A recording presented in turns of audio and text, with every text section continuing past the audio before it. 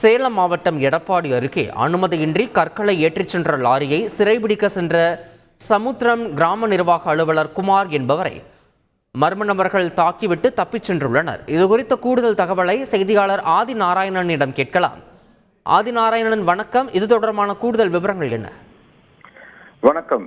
சேலம் மாவட்டம் எடப்பாடி வட்டத்திற்கு உட்பட்ட கொங்கனாபுரம் ஒன்றியம் சமுத்திரம் கிராமத்தில் இரவு நேரத்தில் அனுமதியின்றி வெள்ளை கற்களை லாரி மற்றும் டிராக்டர் மூலம் கள்ளத்தனமாக கடத்தி செல்வதாக எடப்பாடி வட்டாட்சியருக்கு புகார் வந்ததை அடுத்து சமுத்திரம் கிராம நிர்வாக அலுவலர் குமார் மற்றும் அருகில் உள்ள கிராம நிர்வாக அலுவலர் சுரேஷ் ஆகிய இருவரும் எடப்பாடி வட்டாட்சியர் சம்பந்தப்பட்ட வாகனத்தை சிறைப்பிடிக்க உத்தரவிட்டுள்ளார்.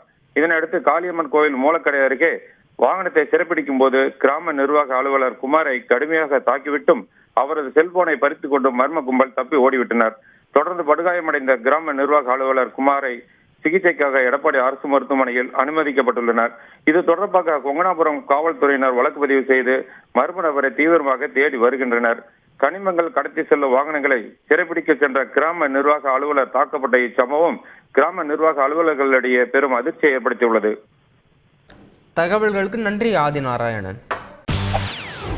செய்திகளை உடனுக்குடன் தெரிந்து கொள்ள உடனே சப்ஸ்கிரைப் பண்ணுங்க.